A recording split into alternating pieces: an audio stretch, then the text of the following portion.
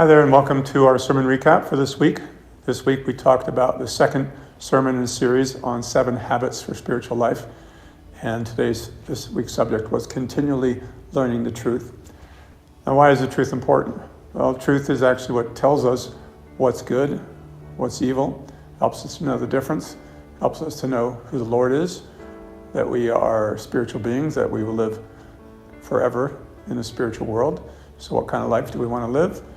It teaches us about who God is, about everything that we need to know. It gives form and shape to things. Like if you have a feeling of love in your heart and you want to help somebody, truth shows you how to do that. It gives clothing and shape and form to our good intentions. So that's part of it. It also connects us with the Lord, opens up heaven, we're told, and allows the Lord to flow in.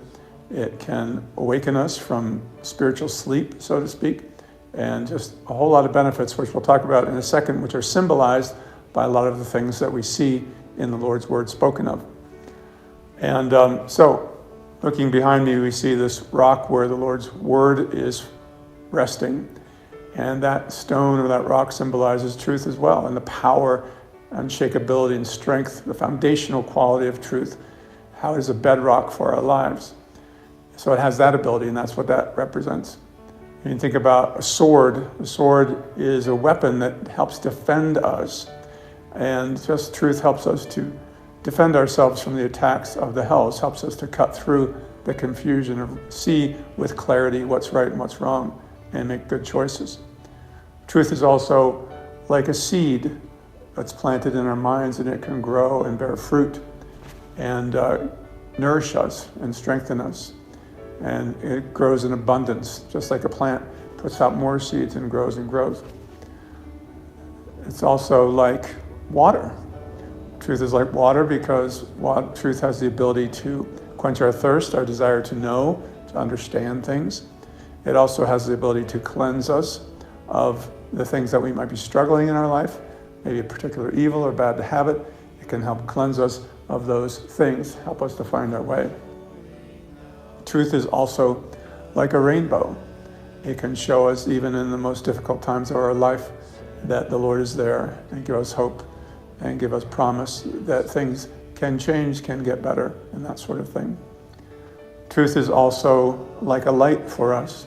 It shines in the darkness when we might be experiencing confusion or darkness of a certain kind. The truth shines a light for us and helps us to know what to do and where to go. So the recommendation is to develop a habit. We're told actually to read 1 or 2 chapters of the Word every day, and that we should read the Word with the uses of life in mind. We should think about how we can amend our lives when we read it. We might ask the Lord to show us those things before we read the Word. And when we do read the Word, the Lord comes in, we're told, and teaches us. And it also says that the Word gives life to those who devoutly read it. So I could go on and on about all the benefits of reading the Word, but I invite you to begin a habit.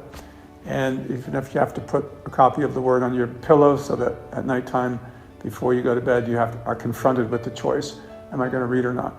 You can listen to apps on your phone, it'll read the Word to you. There's a lot of ways to do it. But just work this week on developing that habit so the Lord can flow in and have His presence with us and inspire us. It says, "Behold, I stand at the door and knock. If you hear my voice and open the door," reading the Lord's Word, I was opening that door, "I will come into you and dine with you and you with me." Thanks so much for listening. Hope you have a successful week in this regard. I'll talk to you next time.